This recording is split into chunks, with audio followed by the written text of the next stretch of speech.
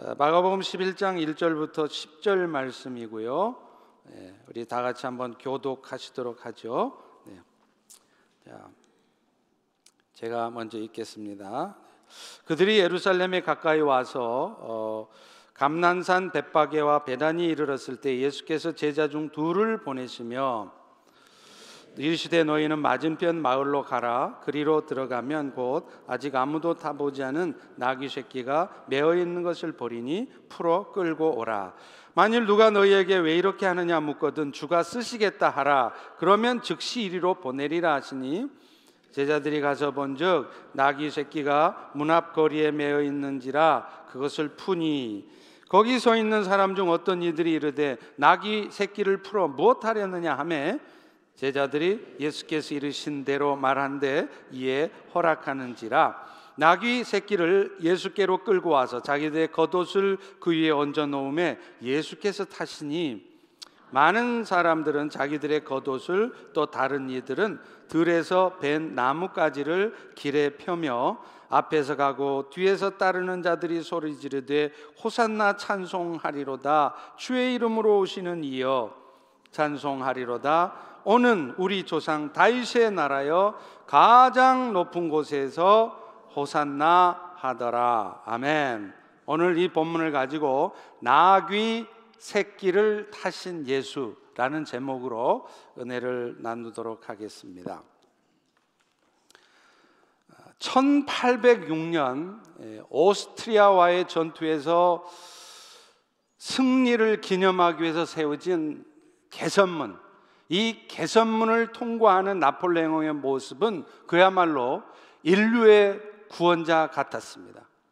턱을 곧게 세우고 보기에도 힘 있어 보이는 군마를 탄 이 나폴레옹의 모습은 그야말로 세상의 왕의 모습이었을 것입니다. 그러나 아시다시피 이후에 나폴레옹은 유럽을 지배하고자 했던 자신의 바람과는 반대로 잇따라 전쟁에서 실패하고 결국은 그 자신뿐만 아니라 프랑스의 몰락을 가져왔습니다. 그런데 이런 세상의 왕과는 대조적인 모습이지만 이 땅에 진정한 왕으로 오신 분이 한 분 계십니다. 바로 하나님의 아들 예수 그리스도이십니다. 그분은 피조물의 모습을 입고 이 땅에 오시되 시골 마을에 목수의 아들로 오셨고요. 그것도 마국간에서 태어나셨습니다. 그러나 비록 그분은 외관상으로는 아주 보잘것없는 힘없는 자처럼 보였지만 겸손의 왕으로 오신 그 예수님은 온 세상을 구원하신 진정한 세상의 왕이 되신 분이셨어요. 오늘 말씀은 이 세상의 구원자로 오신 예수님께서 그 일을 이루시기 위해서 마지막 자기 생의 한 주간을 어떻게 시작하셨는가를 보여줍니다. 오늘 본문을 통해서 예수님께서 도대체 왜 이 땅에 오셨는지, 그 이유는 무엇인지, 그리고 그 과정에서 그분이 오늘 여러분들에게 무엇을 말씀하려고 하시는지 우리 모두가 알기를 소망합니다. 그래서 우리 모두도 그분의 은혜를 입은 자로, 그래서 세상을 구원하고자 하셨던 그분의 뜻을 함께 이루어가는 동역자들로 다 세워질 수 있기를 간절히 축원합니다. 간절히 축원합니다. 오늘 본문은요, 예수님께서 고난주간, 십자가에 죽기 마지막 한 주간의 첫날인 일요일에 예루살렘에 입성하신 내용입니다. 이제 인류를 구원하시기 위한 예수님의 여정은요, 예루살렘의 입성으로 막바지에 이르렀습니다. 그분은 그동안 팔레스틴 북부의 가이사랴 빌립보 지상에서부터 시작해서 갈릴리 지방, 또 유대 산지들, 그리고 요단 건너편 여리고를 지나서 감난산에 이르렀고 이제 마지막 예루살렘에 당도하신 것이에요.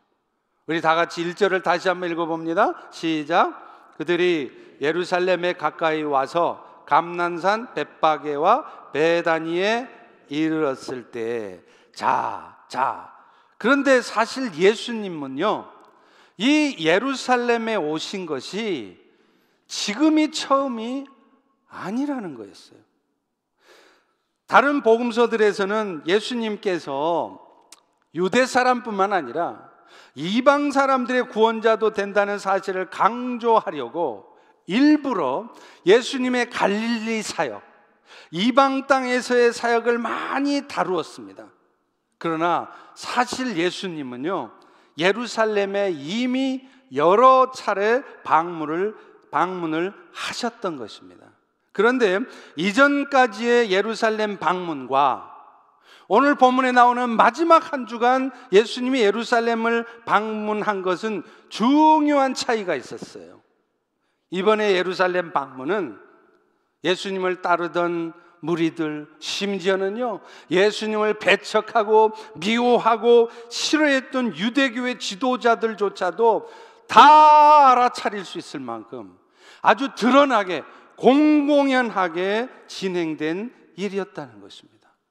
예수님은 그동안 기적을 베푸시면서도요 자신이 알려지는 것을 꺼려하셨어요. 아직 때가 되지 않았기 때문입니다. 그런데 이번은 달랐습니다.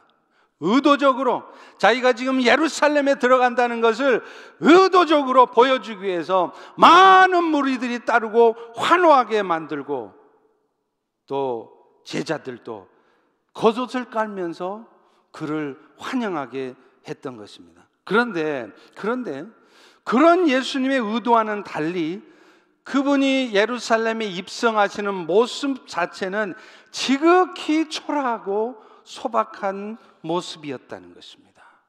우리 다 같이 2절과 3절 읽어보겠습니다. 시작. 이르시되 너희는 맞은편 마을로 가라. 그리로 들어가면 곧 아직 아무도 타지 않은 나귀 새끼가 매어 있는 것을 보리니 풀어서 끌고 오라. 만일 누가 너희에게 왜 이렇게 하냐 묻거든 주가 쓰시겠다 하라. 지금 그분은 나폴레옹처럼 군마를 앞세우고 창검을 번뜩이면서 입성한 것이 아니었습니다. 나귀 새끼, 나귀하고 좀 띄어서 얘기해야 됩니다. 나귀 새끼를 타고 입성을 하신 것이에요.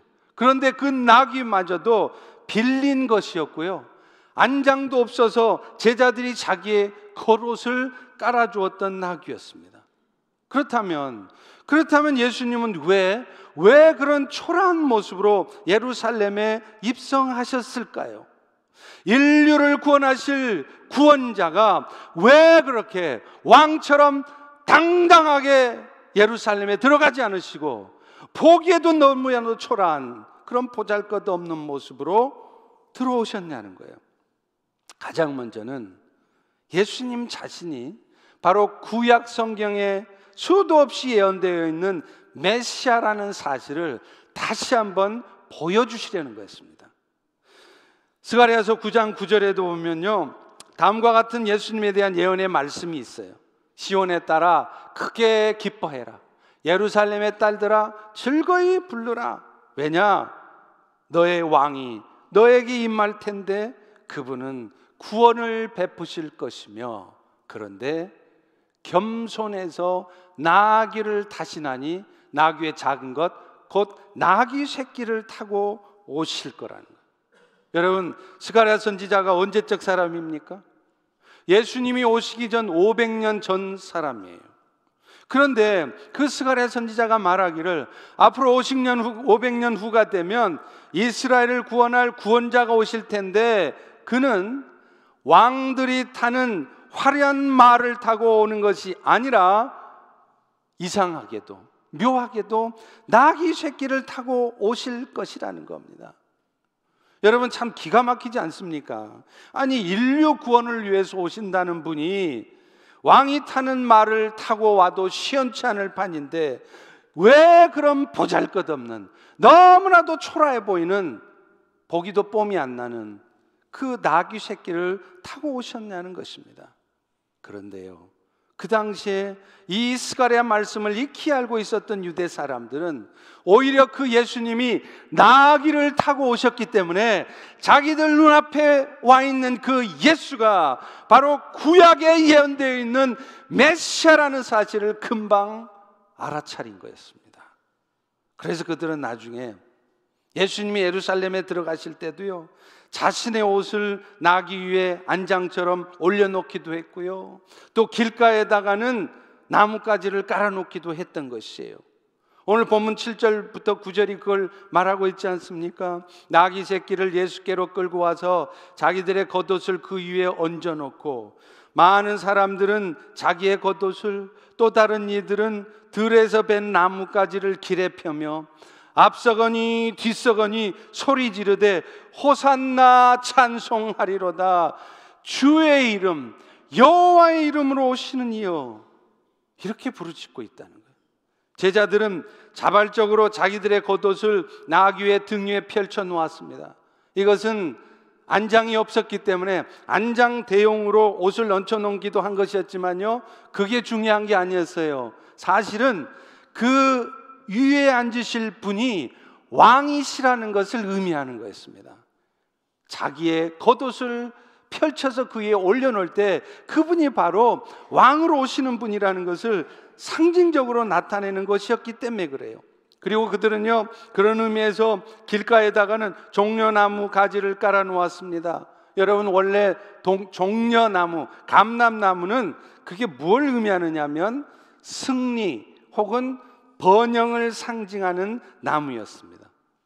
그렇기 때문에 지금 그들이 예수님을 환영하면서 그분의 앞길에다가 종려나무 가지를 깔았다는 것은 지금 자신들의 눈앞에 있는 예수님이 바로 그 구약에 예언된 메시아이며 그가 이제 오셔서 이전 다윗 왕 때의 영광을 다시 회복해 주실 것이라고, 그래서 자기들로 하여금 그 이전에 누렸던 영광을 다시 누리게 해줄 것이라는 그런 기대 속에서 그 일을 한 것이었습니다. 실제로 그들은요, 그 다음 절 10절에도 보듯이 우리 조상 다윗의 나라여 가장 높은 곳에서 호산나, 이렇게 외칩니다. 여러분, 호산나라는 말 아시죠? 찬양할 때도 맨날 하시지 않습니까? 그 뜻이 뭔지 아십니까? 우리를 구원하소서라는 뜻이에요. 그런데 지금 예수님이 오시는데 호산나, 다윗의 나라여, 이렇게 외치는 것은 무엇이냐? 지금 자기들 눈앞에 보이는 예수가 메시아로 오셔서 자신들을 구원해 줄 것이고, 그래서 이제는 다윗의 영광을 자신들 앞에 나타낼 거라는 것입니다. 자신들 앞에 나타나서 그 놀라운 능력으로 병든 자도 고쳐주고요, 심지어는 죽은 자도 살려내는 저분이라면 틀림없이 저분은 우리를 구원해서 이 나라를 다시 로마 제국으로부터 독립시켜서 이전에 우리가 누렸던 그 영화로운 삶을 우리에게도 가져다 줄 것이다, 이렇게 여겼다는 것입니다. 이처럼 그들은 예수님께서 분명히 구약에 예언된 메시아인 것은 알았습니다. 왜요? 그분이 나귀 새끼를 타고 오셨기 때문이에요. 그런데 문제는 그분이 이루신다고 하는 구원에 대해서 그들은 잘못 이해하고 있었다는 것입니다. 오늘날 어쩌면 우리들 가운데에도 예수를 믿고 교회 나와서 예배를 드리고 신앙생활을 하지만 그 목적이 뭔가 잘못된 목적 가운데 신앙생활을 하고 있을지도 모를 우리 성도들과 같은 모습들이 그들에게도 있었다는 거예요. 그들은 말씀드린 것처럼 예수님께서 오시면 무슨 일을 하시느냐? 로마 제국으로부터 이스라엘을 독립시킬 거라는 거예요. 그래서 다윗 왕 때 얼마나 이스라엘 백성들이 영화를 누렸습니까? 그 영화를 이제 저 예수가 우리한테 가져다 줄 것이다, 이렇게 생각했던 거죠. 그러나 그들의 기대와는 너무나 다르게 그 예수님은 유대를 로마 제국으로부터 독립시켜 주지 않았습니다. 그 엄청난 능력, 죽은 자도 살리시는 능력을 갖고 있다면 충분히 그렇게 하실 수 있을 텐데 그분은 그렇게 하지 않으셨어요. 그래서 그들이 기대하는 것처럼 예수님 때문에 세상에서 떵떵거리며 살 수 있도록 해주시지를 않으셨다는 말이에요. 대신 그분은 무엇을 하셨습니까? 이스라엘뿐만 아니라 온 세상에 진정한 평화를 가져다 주셨습니다. 사실 예수님께서 나귀 새끼를 타고 오신 이유가 있어요. 그 나귀가 상징하는 것이 있기 때문에 그래요. 여러분, 나귀 새끼가 상징하는 것은 무엇이냐? 겸손과 평화를 상징하는 것이었다는 거예요.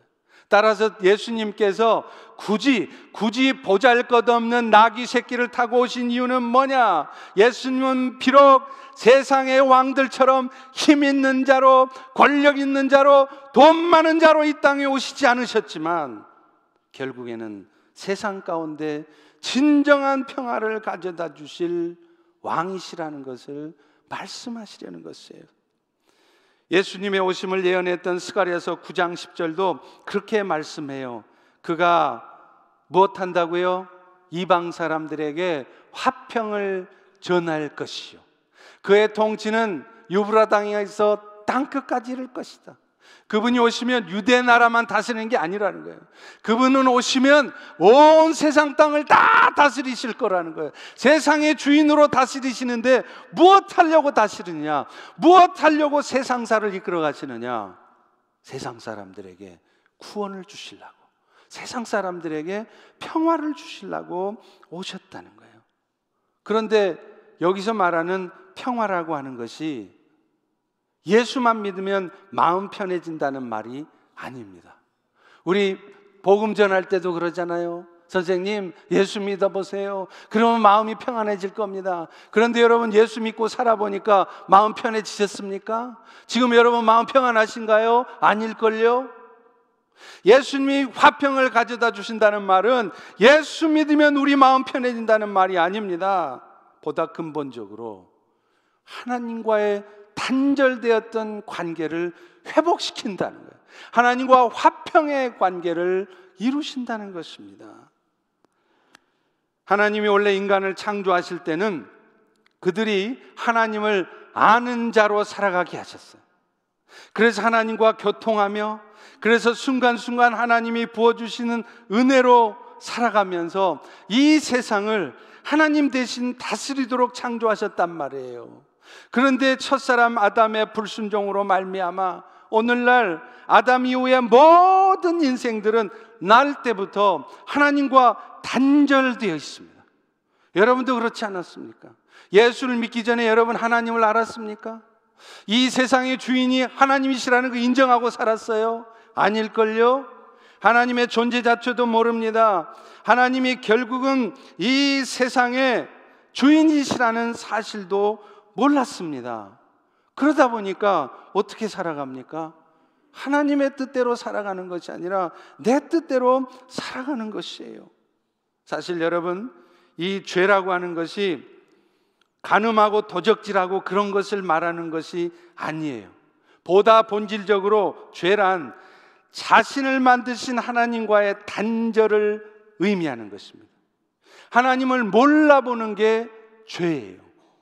그렇기 때문에 여러분의 사랑하는 형님이, 여러분의 사랑하는 부모님이 세상적으로 보면 그렇게 선하고 착하신 분이어도 그분이 만약 하나님을 알지 못하면, 하나님과 단절된 삶을 살고 있으면 그분은 죄인인 것입니다.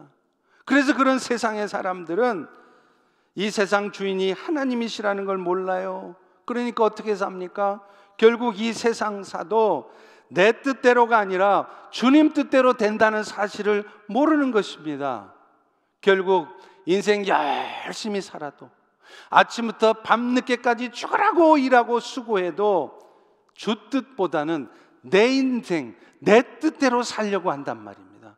그러니 자기 뜻한 바대로 됩니까? 늘 마음속에는 자기 뜻대로 되지 않는 현실을 보면서 낙심할 수밖에 없고요, 불평할 수밖에 없고요, 원망할 수밖에 없는 것입니다. 그것뿐이 아닙니다. 하나님과의 단절은 사람들로 하여금 자기 중심적인 삶을 살게 하는 거예요. 죄가 뭐냐? 하나님과 단절돼서 사람들의 성품이 자기 중심적이라. 모든 것이 하나님이 기준이 아니라 자기 기준입니다. 맞고 틀리는 것도 자기가 기준인 것이에요. 그래서 그 결과 사람들은 당연히 다른 사람들과 갈등하며 분열하며 살 수밖에 없는 것입니다. 여러분, 부부지간에 왜 그렇게 싸우고 사나요? 왜 자기 자궁으로 낳은 자기 자녀들하고도 왜 의가 갈라져서 부모 자식 간에도 그렇게 사냔 말입니다. 죄 때문입니다. 다 자기 중심으로 생각해요. 자기 생각대로 상대편이 돼야 되고 자기가 생각하는 대로 모든 상황들이 진행이 돼야 되는 것입니다. 그렇지 않으면 받아들이질 않아요. 그러니 늘 인생 사는 게 고달프죠. 다 마음에 안 들어요. 다 틀린 거예요. 그러니 사람들은 늘 그렇게 갈등하고 다투고 분열하고 살아가는 것입니다. 그런데 여러분, 이것이 너나 할 것 없이 죄 가운데 사는, 하나님을 알지 못하고 살아가는 인생들의 어쩔 수 없는 모습이라는 거예요. 그런데 예수님이 오신 이유는 바로 이 문제, 이 죄 문제를 해결하시고 하나님과의 관계를 회복시키기 위해서 오셨다는 것입니다. 에베소서 2장 14절 16절에도 그렇게 말씀합니다. 그는 우리의 화평이셔서 둘로 하나를 만드사 원수된 것, 중간에 막힌 담을 자기 육체로 허셔서 십자가로 이 둘을 한 몸으로 하나님과 어떻게 했다고요? 화목하게 했다는 거예요.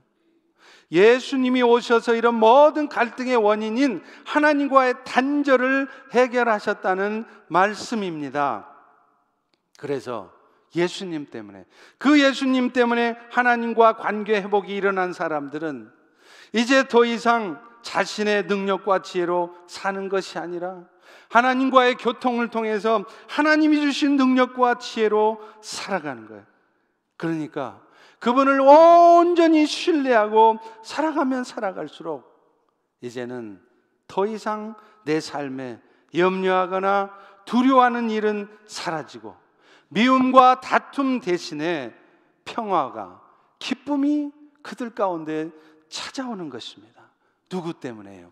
예수님 때문에. 그 예수님을 철저히 신뢰하면 신뢰할수록 이 모든 일이 예수님께서 이루어 가시는 일이고 이 예수님께서 하늘의 뜻을 이루는 것이다 생각하니 염려할 것이 없는 것이죠. 분통 터질 일이 없는 것이죠. 받아들일 수 있는 것이죠. 그것뿐만입니까? 하나님과의 관계 회복은 사람들로 하여금 다른 사람들과의 관계 회복도 가져온다는 거예요. 여러분, 다른 사람들과 관계에 문제가 있으십니까? 여러분에게 필요한 것은 딴 것이 아닙니다. 다른 사람 탓하지 마십시오. 그 사람 탓하지 마십시오. 먼저 여러분이 온전하게 하나님과의 관계를 회복해 보십시오. 그러면 여러분의 시각이 달라집니다. 그 다른 사람을 볼 때도, 자신이 처한 상황을 이해할 때도 하나님의 시각에서 바라보게 됩니다. 하나님과의 관계 속에서 바라보게 됩니다. 그러면 이해할 수 없던 사람이 이해하게 되어지고요, 도저히 받아들일 수 없는 상황을 받아들일 수 있게 되는 것입니다. 결국 갈등과 다툼을 극복하게 되는 것이죠. 사랑하는 성도 여러분, 예수님이 이 땅에 오신 것은 우리 마음 편하게 해주고 그저 세상의 것들 좀 챙겨줘서 우리의 삶이 이 땅에서 풍요롭게 해주는 것, 그것이 궁극적인 목적이 아닌 것입니다. 메시아로 오셔서 우리가 이 땅에 살아가면서 겪는 모든 문제의 궁극적인 원인, 그 죄 문제를 해결해서 이 땅의 나그네 삶도 하나님 주신 은혜로 살아가며 기쁨으로 감사로 살아가고 다른 사람들과의 관계 속에서도 늘 하나님의 마음으로 용납하고 받아들여 줄 수 있는 그런 삶을 살아가게 하시기 위한 것입니다.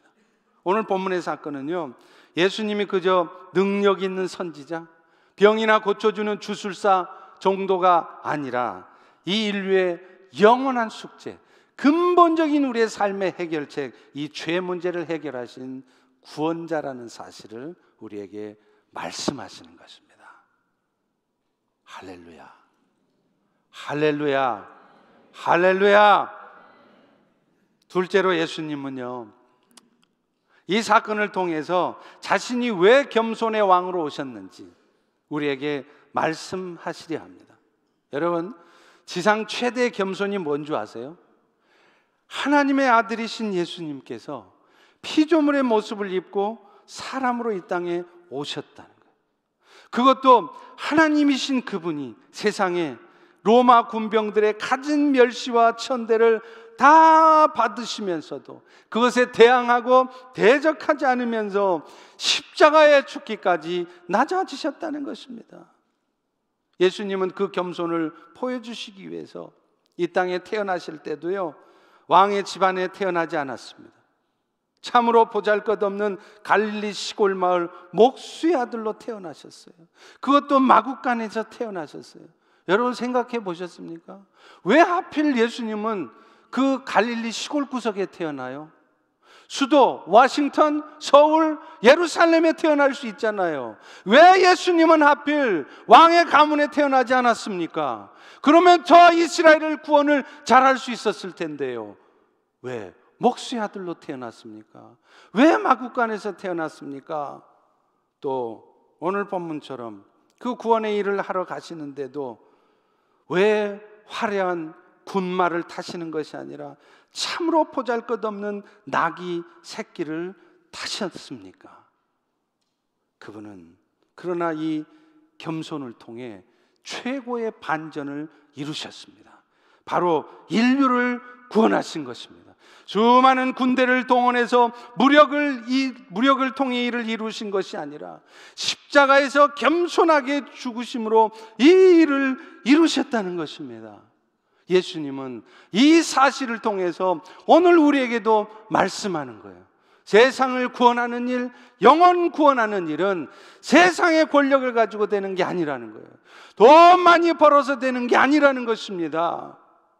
예수님처럼 겸손한 삶을 살고자 할 때 그가 건강하든 건강하지 않던, 높은 자리에 있던 보잘것없는 위치에 있던, 부자든 가난한 사람이든 늘 겸손함으로 살아갈 때 그 겸손이 영혼을 구원하고 세상을 바꾼다는 것을 예수님은 보여주시는 것입니다. 그래서 예수님은 그 사실을 제자들에게 잊지 않도록 말씀하시고 실제로 그것을 자신이 행동으로 보여주셨습니다. 자신이 창조주이시면서 스승이시면서도 친히 제자들의 발을 씻어주신 것이죠. 예수님은 그 제자들의 발을 씻으면서 이렇게 말씀하셨죠. 요한복음 13장 14, 15절에 보세요. 내가 왜 이런 행동을 하느냐? 내가 주인이고 너희들의 선생이지만, 그래서 마땅히 너희가 내 발을 씻어야 되지만 내가 너희 발을 씻는데 이것은 이렇게 너희도 서로 발을 씻으라고 하는 것이다. 그래서 내가 행한 것 같이 너희도 행하게 하려고 내가 지금 이 본을 보이고 있다는 겁니다. 여러분, 겸손히 낮은 자로 세상의 사람들을 섬길 때 세상을 구원하시고자 하는 뜻이 이루어진다는 걸 말씀하려고 하는 겁니다. 여러분, 정말로 그렇습니다. 주께서 쓰시는 사람이 어떤 사람인 줄 아세요? 세상의 실력을 갖춘 사람이 아닙니다. 세상의 지식으로 가득 찬 사람이 아닙니다. 일 잘하는 사람이 아닙니다. 하나님이 쓰시는 사람은 겸손한 사람이에요. 예수님 자신이 겸손의 모습으로 이 땅에 오셨고 또 겸손함으로 그 일을 이루신 것처럼 겸손한 사람들이 주의 뜻을 이루는 것입니다. 그래서 오늘 또 하나님은 여러분들을 겸손하게 하시려고, 그래서 하나님 앞에 쓰임받는, 진짜로 영혼 구원하는 그 하나님의 일을 하는 사람이 되게 하시려고 여러분들에게도 예수님처럼 멸시와 천대도 받게 하시고요, 모멸감을 느낄 수 있는 말을 듣게도 하시고요, 낮아질 수밖에 없는 상황으로 여러분의 인생을 몰고 가시는 것입니다. 요즘 새벽 기도에 계속 되는 말씀이 잠언이에요. 여러분 아시다시피 잠언이 무슨 말씀이에요? 지혜로운 삶에 대한 말씀 아닙니까? 그런데 여러분 아십니까? 이 잠언서에서 가장 많이 나오는 말씀이 뭔 줄 아십니까? 바로 겸손에 대한 말씀입니다. 잠언 16장 18, 19절에도 말해요. 교만은 패망의 선봉이고 거만한 마음은 넘어짐의 앞잡이다. 대신에 겸손한 자와 함께하고 마음을 낮추는 것이 교만한 자와 함께해서 권력을 부리고 힘을 나타내면서 탈취물을 나누는 것보다 낫다, 이렇게 말씀해요. 그런데 우리가 알아야 될 것은요, 우리가 아는 이 겸손이라고 하는 것이 성경에서 말하는 겸손과 좀 다르다는 겁니다. 우리는 겸손하면 사람들 앞에 몸을 낮추면서 이렇게 저는 할 줄 아는 게 아무것도 없어요, 이렇게 말하는 사람, 이 사람이 겸손한 사람이라고 생각해요. 그러나 성경이 말하는 겸손의 정의는 그게 아닙니다. 베드로전서 5장 5절과 6절에 이렇게 말해요. 하나님은 교만한 자는 대적하시고 겸손한 자한테 은혜를 주시는데, 어떤 게 겸손이냐? 하나님의 능력의 손 아래서 자신을 낮추는 것이, 이게 진짜 겸손이라는 거예요. 그래서 진짜 겸손은 사람들 앞에 굽신거리면서 겸양의 말을 하는 것이 아니라, 오늘도 하나님의 능력의 손을 믿기 때문에 그 하나님께서 하신 일들 앞에서 자신의 생각을, 자신의 고집을 내려놓는 것, 이게 진짜 겸손이라는 거예요. 반대로 진짜 교만이 뭔 줄 아십니까? 자기 자랑이나 하고 이름이나 내려고 하고, 그게 교만 아니에요. 더 무서운 교만이 있습니다. 진짜 교만은 자신의 생각이 늘 옳다고 생각하고, 심지어는 하나님의 말씀보다 자신의 경험, 지식에 따라서 생각하고 말하는 사람이에요. 그래서 전혀 다른 사람의 말을 듣지 않으려고 하는 사람, 모든 것의 기준이 자기가 되어서 자기 뜻대로 생각하고 판단하는 사람, 이것이 진짜 교만한 사람이라는 거예요. 그런데 놀라운 것은 그런 교만 가운데 있으면요, 결국에는 패망하게 되는 날이 온다는 것입니다. 언젠가 우리 교회 파송 선교사시죠, 멕시코에서 선교하시는 지용한 선교사님이 그런 말씀을 하신 적이 있어요. 이분이 나이가 들어서 선교를 하다 보니까 가장 힘든 것 중에 하나가 바로 언어들이에요. 스페니쉬. 그런데 그분이 스페니쉬를 배우면서 한 가지 깊게 깨달은 게 하나 있대요. 그분이 스페니쉬를 잘해보려고 아무리 스페니쉬를 배우고 해도 잘 안 들리더라는 겁니다. 그래서 생각을 했대요. 이게 내가 나이가 들어서 스페니쉬를 배우니까 잘 안 들리는구나, 그렇게 생각했는데 어느 날 하나님께서 큰 깨달음을 주시더라는 겁니다. 그분이 지금 스페니쉬 말이 잘 안 들리는 이유가 평소에 남의 말을 잘 안 들으려 했기 때문에 그렇다는 것이에요. 평소에도 맨날 자기 생각만 하지 남의 말을 귀담아 듣지 않는 것입니다. 설사 내 마음에 상처가 되는 말을 들을지언정, 내 마음에 지극히 부담이 되고 찔림이 있는 말씀을 들을지언정, 그 말씀을 겸손하게 받아들이는 것이 아니라 부담스러우니까 그런 말씀이 선포되는 자리를 피해버려요. 그런 말씀을 안 듣는 거예요. 그러니 언어를 배워도 잘 안 들릴 수밖에 없었겠다는 것을 깨달았다는 것입니다. 여러분 중에도 영어가 잘 안 들리시는 분들이 계시죠? 그거 여러분이 언어의 탤런트가 없어서가 아니라, 여러분이 나이 들어서 그런 게 아니라, 여러분이 평소에 남의 말을 잘 안 들어서 그렇습니다. 아내 말도 안 듣고 부모 말도 안 듣고 맨날 자기 고집대로 살아서 여러분이 영어가 안 들리는 거예요. 사실 어떤 말을 들어도, 심지어 그 말이 내 마음에 상처가 되어도요, 지금 이 말을 하나님이 나에게 듣게 하시는 것은 하나님께서 저분의 입술을 통해서, 목사님의 선포되는 말씀을 통해서 나에게 말씀하시는 것이구나 하고 겸손하게 받아들이면은요, 정말로 그분의 인생이 바뀝니다. 하나님이 쓰시는 상황이 온다는 거예요. 그런데 우리는 좀처럼 남의 말 안 들어요. 여전히 자신의 생각만 옳다고 생각하고, 그래서 자신의 생각대로 뭔가가 되어지지 않으면요, 그런 상황을 좀처럼 받아들이지 못합니다. 그런데 성경은요, 그런 태도를 뭐라고 그러는지 아십니까? 영적 교만이라고 말하고 있다는 거예요. 그런 사람들은 결국 패망한다고 말하고 있다는 것입니다. 또 진짜 겸손은요, 이렇게 다른 사람의 말을 들을 뿐만 아니라 사실은 하나님의 말씀을 겸손하게 받아들이는 거예요. 그런 의미에서 보면 오히려 맨날 하는 말이, 아이고 지는 못해요, 제가 할 줄 아는 것이 뭐 있나요, 저는 그런 거 할 만한 여건도 안 되고 상황도 안 돼요, 이렇게 맨날 말하는 것이 겸손이 아닐 수 있다는 거예요. 예레미야 1장 6절에 보면 하나님께서 사명을 받은 예레미야 선지자가, 하나님께 사명을 받은 선지자가 하나님한테 하는 말이 나와요.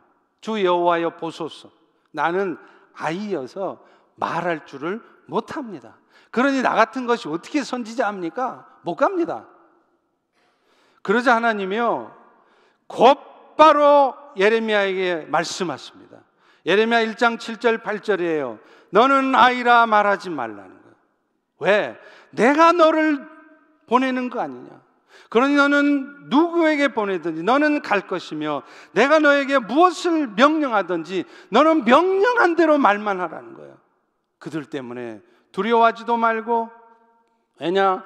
내가 너와 함께 할 것이고, 네가 어려움에 처한다면 내가 너를 건져낼 것이고, 내가 너를 통해 나의 뜻을 이룰 것이기 때문이라는 것입니다.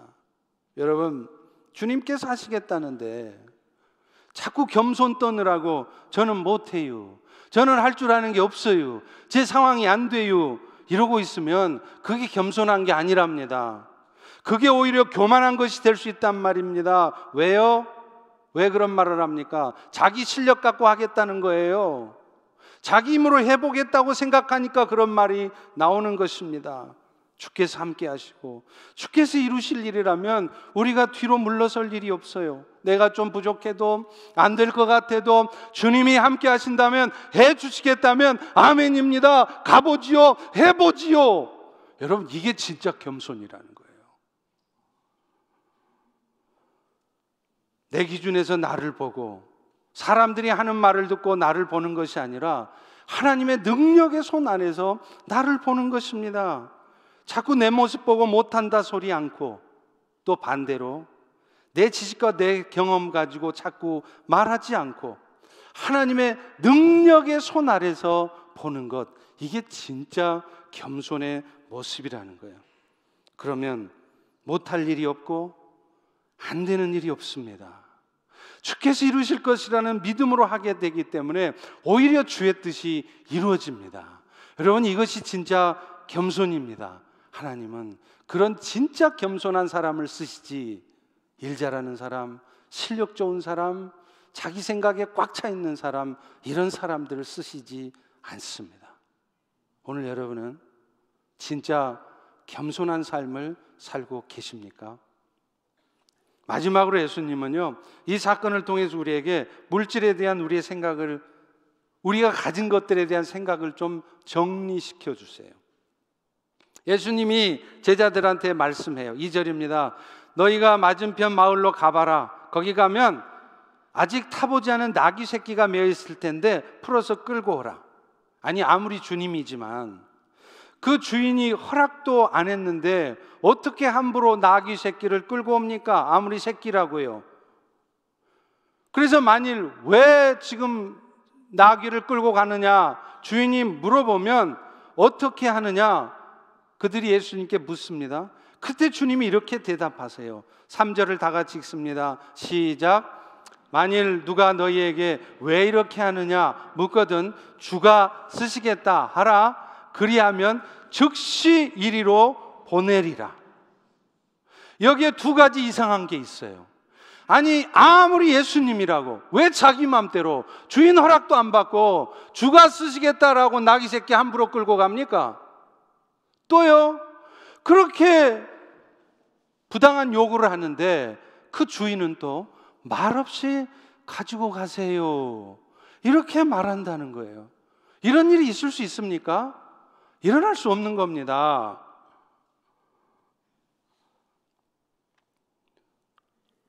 여기서 우리는 중요한 교훈을 얻습니다. 주께서 하시는 일들 앞에 거칠 것이 없다는 거죠.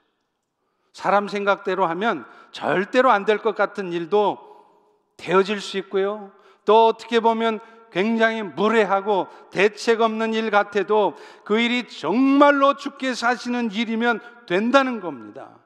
그러므로 우리는 오늘 또 주께서 쓰시겠다 하라는 이 말씀의 의미를 다시 한번 깊이 되새겨야 돼요. 그 일이 정말 주께서 하시는 일인가 아닌가, 그것이 중요한 것이지 눈에 보여지는 것, 그것이 중요한 게 아니라는 것입니다. 주께서 주의 일에 쓰시겠다는데, 주님이 하시겠다는데 자꾸 사람의 말을 들이대면요, 그게 굉장히 설득력 있는 말 같지만 여러분도 모르는 사이에 여러분 스스로가 주의 일을 방해하는 꼴이 될 수도 있다는 것을 알아야 된다는 겁니다. 사랑하는 성도 여러분, 오늘 우리가 갖고 있는 물질, 시간, 탤런트, 심지어는 내 자식까지도 내 거 아니에요. 왜냐하면 내 노력으로만 그것이 얻어지는 것이 아니기 때문이죠. 물론 노력하지 않아도 얻어지는 거 없습니다. 그런데요, 반대로 내가 노력만 한다고 다 얻어지는 것도 아니잖아요. 여러분 잘 아시잖아요. 이미 나서 죽으라고 살아도 여러분 뜻대로 인생이 펼쳐지셨습니까? 아마도 아닐걸요. 주께서 축복하실 때 얻어지는 거예요. 그래서 역대상 29장 12절도 이렇게 말씀합니다. 부와 귀가 주께로 말미암다. 왜? 주님이 만유의 주제가 되사 그분의 손에 권세와 능력이 있다는 겁니다. 그래서 여러분이 크게 되는 것도, 여러분이 강한 자가 되는 것도 여러분이 열심히 노력했기 때문에가 아니라 주께서 그렇게 해주신다는 거예요. 그러니 내가 얻은 것이, 내가 갖고 있는 이 모든 것이 내 것이라고 말할 수 없습니다. 그리고 그 말이 맞다면 우리는 그것들을, 그 물질들을, 그 시간과 은사들을, 심지어 내 자식을, 그것들을 주신 분의 뜻대로 사용해야 돼요. 여러분, 이것이 바로 청지기 의식이라는 것입니다. 우리가 갖고 있는 물질뿐 아니라 은사도 시간도 내 자식도 내 거 아니에요. 그런 의미에서 우리는 디모데전서 6장 17, 18절의 말씀을 기억해야 됩니다. 바울은 얘기합니다. 이 세대에 부한 자들에게 명령하라는 거예요. 좀 비즈니스 잘 돼서 돈 좀 있는 사람들에게 명령하래요. 너희가 마음을 높이지 말고 정함이 없는 재물에다 소망 두지 말고 오히려 모든 것을 호하게 주시는, 더 누려지게 하시는 하나님께 소망을 두고, 그래서 오히려 나누어 주기를 좋아하고 선한 사업을 많이 하게 해라. 그런데 중요한 말이 여기에요. 이것이 장래에 자기를 위해 좋은 터를 쌓는 것이다. 이것이 손해보는 일이 아니란 말이에요. 그렇게 하면 결국은 자기한테 유익이 돌아간다는 것입니다. 또 아직 부자가 안 돼서 지금도 죽으라고 부자가 되려고 하는 사람을 향해 또 말씀하세요. 디모데전서 6장 6절에서부터 10절 아닙니까? 자족하는 마음이 있어야 경건에 큰 이익이 된대요. 만족하는 마음이 없으면요, 여러분 아무리 하나님의 말씀 백날 들어도 소용없어요. 다 튕겨나갑니다. 안 들어와요. 부담스럽고 찔림만 있어요. 안 들으려고 해요. 만족하는 마음이 없기 때문에 그래요. 그런데 기억하십시오. 우리가 세상에 아무것도 가지고 온 것 없는 것처럼 결국 아무것도 못 가지고 간다는 것입니다. 그래서 바울은 이렇게 말해요. 부하려 하는 자들은 스스로 시험과 올무와 어리석고 해로운 욕심에 떨어져서 결국 파멸과 멸망을 맛볼 거라는 것입니다. 돈을 사랑하는 것, 그게 일만하게 뿌리가 돼서 결국에는 그런 마음 가지면 믿음에서 떠날 수밖에 없다는 거예요. 하나님과 멀어질 수밖에 없다는 거예요. 교회와 멀어질 수밖에 없다는 거예요. 그러면 어떤 일이 생깁니까? 돈 벌어지느냐? 아니더라는 겁니다. 더 근심거리만 생기고 계속 그 염려와 근심이 자기 마음을 찌르게 된대요. 한국의 어느 신용카드 회사가 광고를 하는데 여배우가 나와서 그렇게 외치더라고요. 여러분들 기억나실 겁니다. 부자 되세요. 기억나세요? 근데 저는 여러분들에게 이렇게 광고하고 싶습니다. 제자 되세요. 그런데 제자가 되려고 하면 오늘 여러분이 말씀드리면서 결단해야 될 게 하나 있어요. 부자가 되려는 마음을 내려놓으셔야 돼요. 왜요? 부자가 되려고 하면 절대로 제자가 될 수 없습니다. 그런데 반대로 오히려 제자가 되려고 하면 여러분이 부자가 되는 상황이 생깁니다. 한국에서 섬기던 교회 선교위원장님 소식을 제가 최근 접하면서 너무 감사했어요. 그 장로님 이제 나이가 벌써 70이 넘으셔서 회사 운영하기도 쉽지 않아요.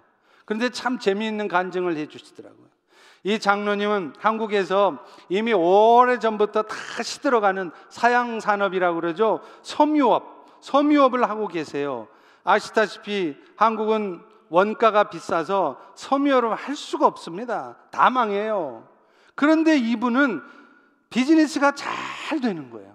참 이상한 것은 중국이나 이 동남아시아 가면 얼마든지 싼 원단을 구할 수도 있을 텐데 굳이 가격 비싼 이 장로님 회사의 원단을 쓰려고 하는 사람들이 있더라는 거예요. 그런데 그 사람은 예수 믿는 사람도 아니랍니다. 장로님하고 특별한 관계가 있는 사람도 아니래요. 그런데 그분이 주문하는 물량이 얼마나 어마어마한 것이냐면 그 물량 때문에 회사가 운영되고도 충분히 남는 그런 물량들이라는 거예요. 왜 그런 일이 벌어졌겠습니까? 그 장로님은요 매월 2,000불씩을 적금을 드세요.